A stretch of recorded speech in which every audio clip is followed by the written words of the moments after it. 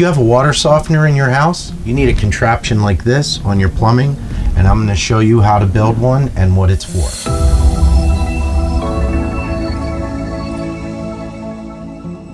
This is called an air gap, and what it does is it prevents sewer water or drain water from backing up and possibly getting into your water softener and into your drinking water.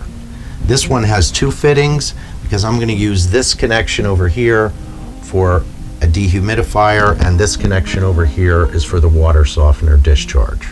This gray hose right here is the discharge line coming off the water softener, and it's going into this pipe which is connected to the rest of the drain.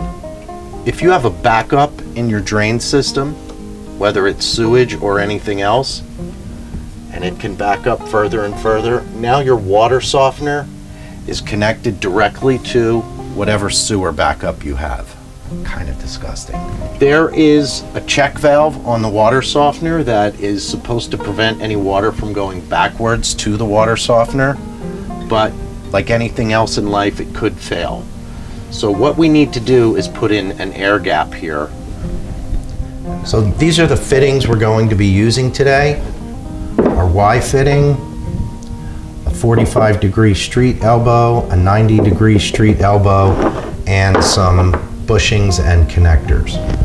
Whenever you have fittings with a street designation, that means that one end of the fitting is the same size as pipe, and the fitting will fit inside of another fitting, like so.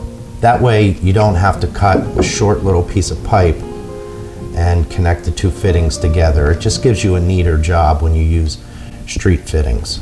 So these are going to go in like this, and then we're going to have to put in some fittings with threads so we can get to our brass couplings to connect our hoses.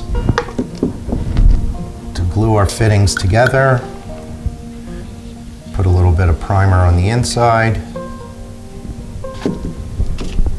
where the other piece is going to connect.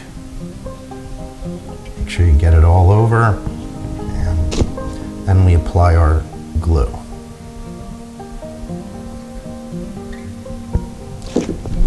I apply it to both sides. Make sure we get a good seal. When you put these together, you need to twist them to make sure you get a good seal, and then hold it together for a few seconds because it may try and squeeze apart as the glue starts to set.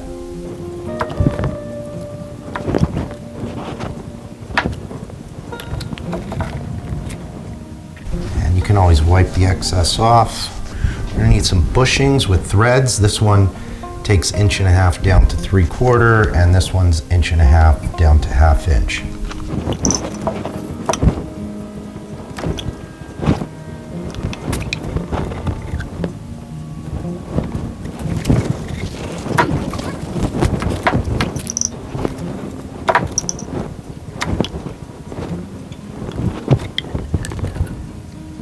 One piece that I was looking for I couldn't find was a piece that I could use to connect 1.5 inch pipe together.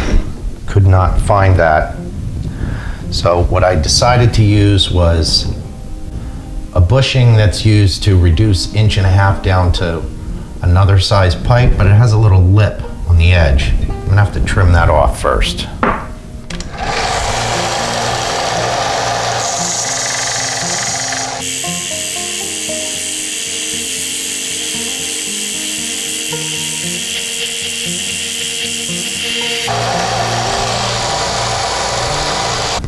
Okay, we're going to take the bushing that we modified and put it in this end here.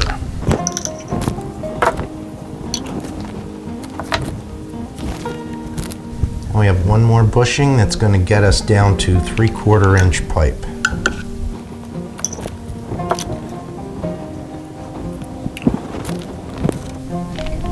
Now into this bushing here, we need to put a piece of 3/4 inch pipe, but it doesn't need to be very long.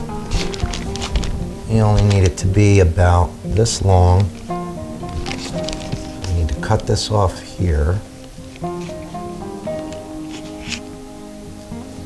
Okay. But we also need to notch part of the pipe off. We want to cut off about half of it.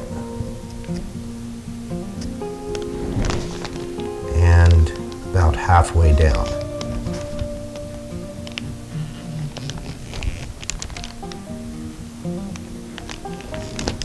And we're going to get rid of this area here.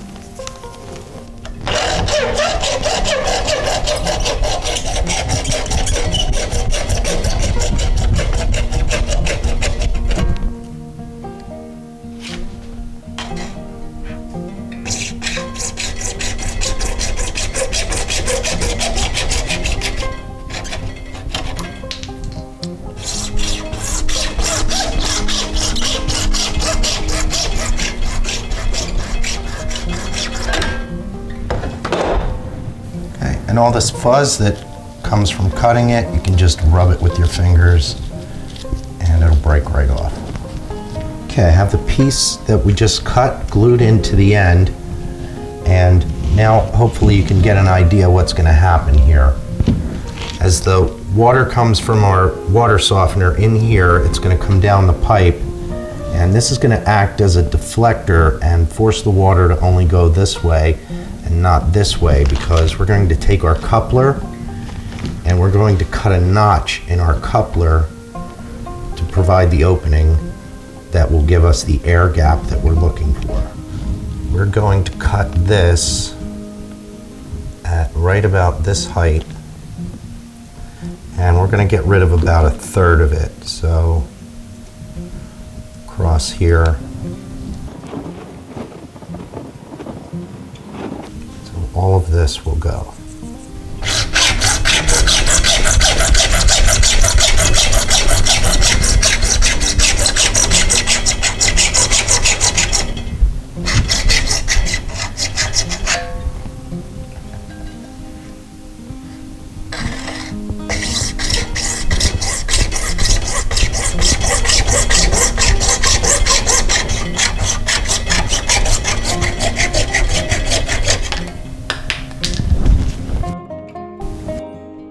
So now you can get a better idea of what needs to happen here. We're going to have the opening on our main pipe opposite of this, so the water from the water softener won't splash out of this hole. It'll be forced down beyond it.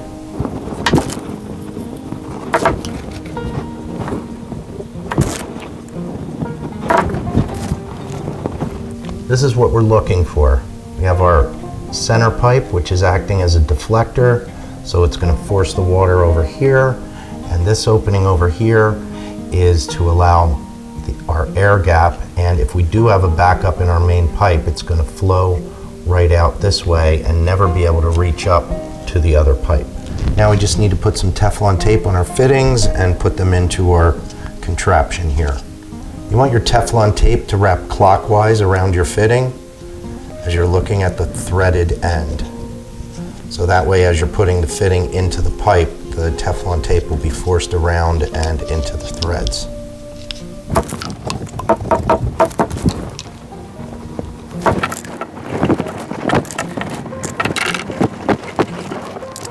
Now that we have our air gap built, we need to install it. It's going to go right about here.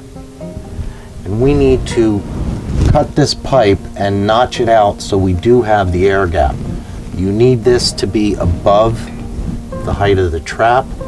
So we're going to cut the pipe off. Well, we're going to put our notch right about here. And cut our pipe right about here.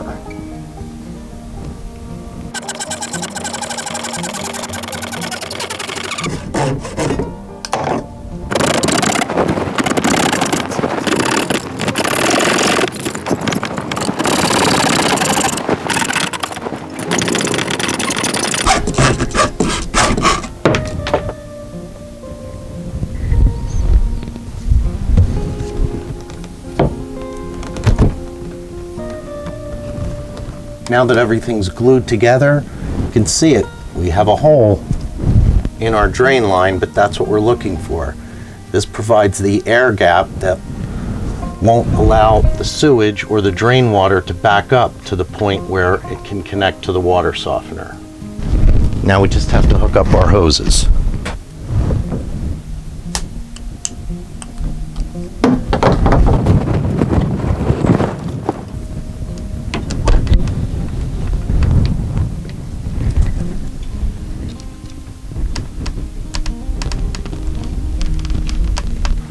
I hope you found this video helpful, and you'll be a lot safer if you have one of these connected to your water softener.